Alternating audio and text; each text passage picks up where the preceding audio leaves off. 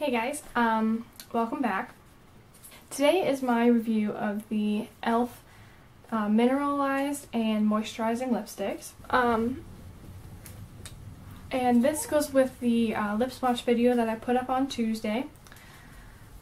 And I have to say, the mineralized lipsticks are by far my favorite.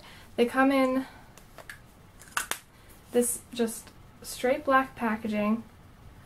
I think it just says eyes, lips, face. It doesn't say anything else. It doesn't say that it's mineralized. And then when you twist it up, the tube looks like this.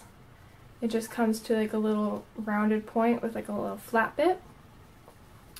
And these are my favorite formula of all their lipsticks, which is literally two different kinds. Well, they have the essential lipsticks, but those are the $1 line, and I've heard very, very bad things about the $1 line. The moisturizing lipstick comes in a similar packaging, except that it has the swatch on the bottom, which is nice. It's cute that you can see like what the color is. And it does say moisturizing lipstick on the side, whereas the other one didn't even say anything. But the tube itself, it's a smaller kind of, I'm sorry, I picked the nude one. It's a smaller lipstick tube, and it comes to a smaller, more pointed tip for application, which is a lot better than this one, because this one can be a little bit too wide. And like right off the bat, I'm just going to say I prefer the mineralized ones over the moisturizing ones.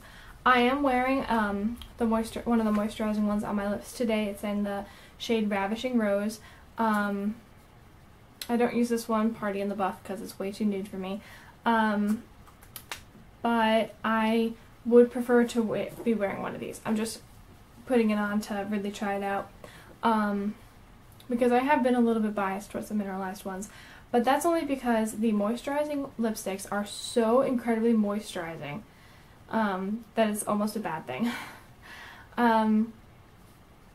Because they move around on your lips because they are so creamy that you put it on, it looks great, you kind of like mash your lips together because people do that, I do that all the time, and all of a sudden you've got just this line of pushed lipstick like on your lip, and it's not flattering, and the only really way to get rid of that is to blot it out, and these are fine. The mailman came. These are totally fine if you blot them, because then they don't have that excess to kind of move around. It's funny because my window's open, I'm pretty sure you heard me.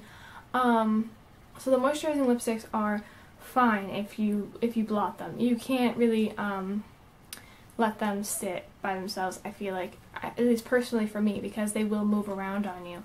And it stinks because they have such a wider variety of colors in the moisturizing lipsticks range, whereas in the mineralized ones, I swear to you, they all look like that color.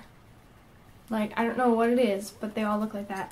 And of course, they came up with new colors of these right after I bought them, but they didn't have new ones of the mineralized. So I prefer the color range in the moisturizing lipsticks as opposed to the color range in the mineralized, because when I bought all these, I bought like 10 of them at a time. Like 5 of these, and I was so excited. I was opening them up and I was like, oh, that's a beautiful color. Like, I would totally wear that. I went to the next one.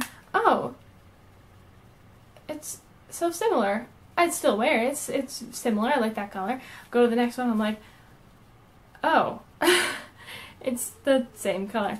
Literally, the only difference in the 5 mineral lipsticks that I have is that one might be slightly lighter, one might be slightly darker, the undertones are slightly different.